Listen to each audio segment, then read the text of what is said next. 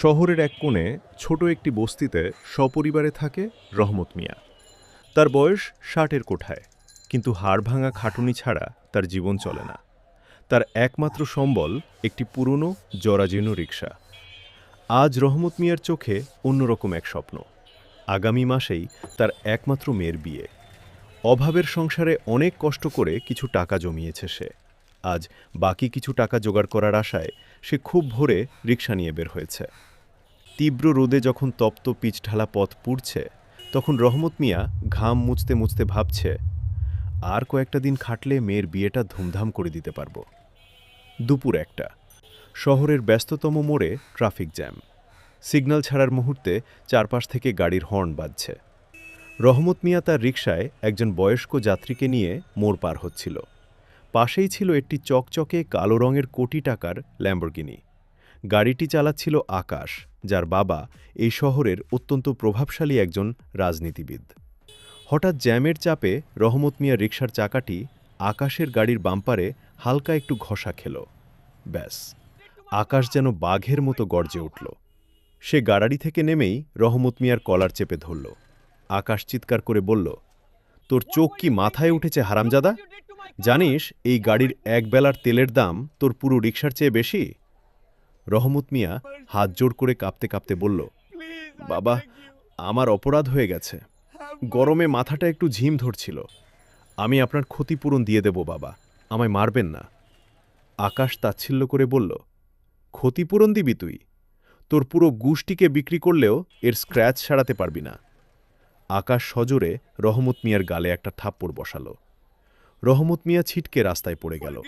তার পকেটে থাকা মেয়ের বিয়ের সেই জমানো টাকাগুলো রাস্তায় ছড়িয়ে পড়ল।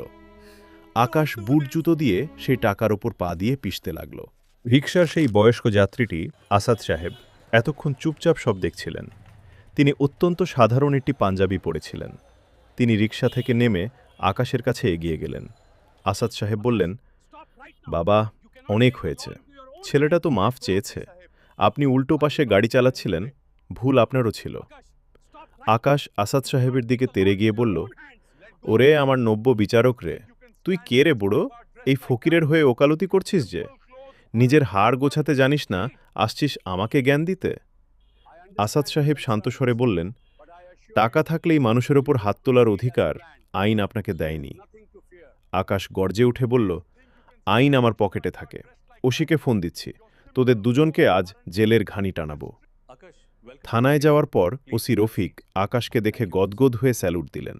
ওসি বললেন, আরে আকাশ সাহেব, আপনি আমাদের খবর দিলেই তো হতো।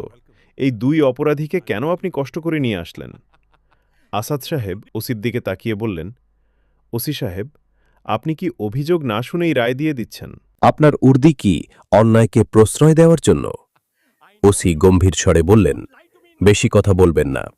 আকাশ সাহেব আমাদের ভিআইপি, উনার কথার ওপর কোনো কথা নেই। রিকশাওয়ালা আর এই বুড়োকে হাজতে ঢোকাও। ঠিক সেই মুহূর্তে থানার গেটে ৩টি কালো রঙের পাজেরো গাড়ি এসে থামল। সেখান থেকে জেলার এসপি এবং ডজনখানেক অস্ত্রধারী পুলিশ অফিসার হুড়মুড় করে ভেতরে ঢুকলেন। তারা এসেই আসাদ সাহেবকে স্যালুট দিয়ে মাথা নিচু করে দাঁড়িয়ে রইলেন। এসপি বললেন, স্যার, আমরা খবর পেয়েছি আপনি এখানে। আমরা অত্যন্ত দুঃখিত। আপনার নিরাপত্তা দিতে আমাদের দেরি হয়ে গেল। থানার ভেতর যেন বজ্রপাত হল। আকাশ এবং ওসি রফিকের মুখ ফ্যাকাশে হয়ে গেল। আসাদ সাহেব আসলে এই বিভাগের নতুন বিভাগীয় কমিশনার, যিনি আজ ছদ্মবেশে শহরের আইনশৃঙ্খলার অবস্থা দেখতে বের হয়েছিলেন।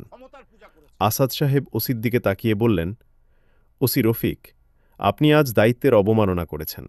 আপনি আইনের চেয়ে বেশি ক্ষমতার পূজা করেছেন। আজ এই মুহূর্ত থেকে আপনাকে সাসপেন্ড করা হলো। এরপর তিনি আকাশের দিকে তাকালেন। আকাশ তখন থরথর করে কাঁপছে। আসাদ সাহেব বললেন, আকাশ সাহেব, আপনার টাকার গরম কি এখনো আছে?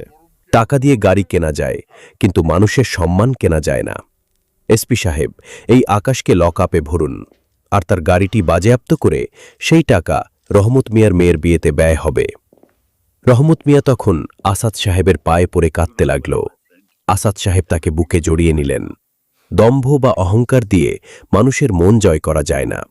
যে ক্ষমতা অন্যকে ছোট করে, সেই ক্ষমতা একদিন তাকেই ধ্বংস করে।